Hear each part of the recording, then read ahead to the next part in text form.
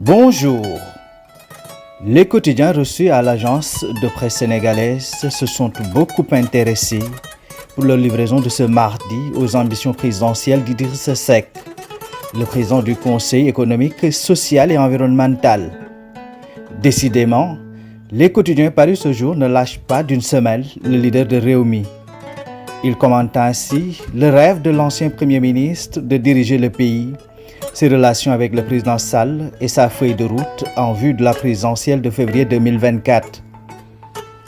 Présidentielle 2024, Idi sur les rails, commente le quotidien. Et pour maximiser ses chances, le réumiste en chef a même déjà lancé une campagne de collecte de fonds. La même information est reprise par le journal La Tribune, qui d'ailleurs y va avec force et détail. Idi manœuvre dans tous les sens.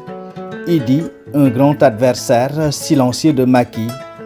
Va-t-on donc vers un clash inévitable entre les deux hommes? S'interroge le quotidien du groupe des médias. En tout état de cause, l'Indépendant se veut plus clair, le journal plus catégorique parle d'un jeu de dupes entre les deux hommes. Car selon lui, le président du Conseil économique, social et environnemental aurait renoncé à sa candidature en 2024 et sera le directeur de campagne du président Sall. En attendant une éclaircie dans cette grisaille, les femmes de Benno Bokk Yakaar, elles, dans Source A, valident la troisième candidature du président Macky Sall au détour d'un séminaire. Et Rewmi vote l'abstention. Dans ce méli-mélo surgit dans Walf Grand Place le désormais ex-poulain d'Idrissa Seck, le docteur Abdourahmane Diouf. Invité à un dogu débat, la tribune des jeunes reporters, il affiche sans embâche ses ambitions. J'ai donné à Idrissa Seck mes plus belles années en politique. Je considère qu'il y a des passerelles possibles et que je suis modestement le meilleur profil. Au même moment, la société civile, elle, est plus préoccupée par la tenue d'une présidentielle libre, transparente et sereine.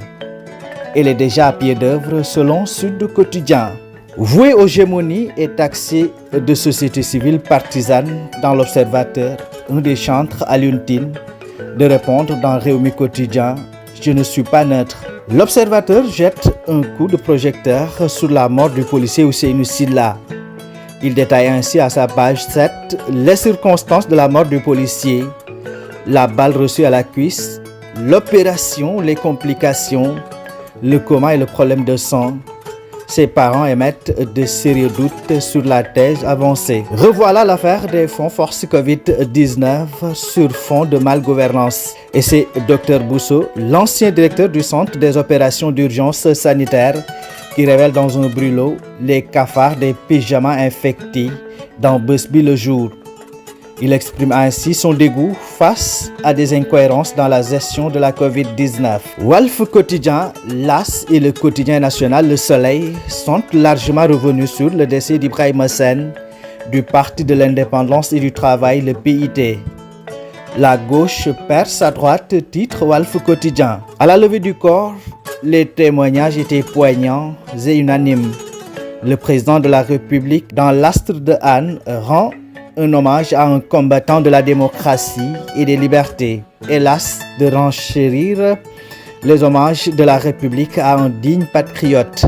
En sport, pour terminer, Sadio Mané et le Bayern Munich auront ce soir fort à faire en Ligue des Champions pour arrêter la machine Erling Haaland, selon les stades quotidiens du sport.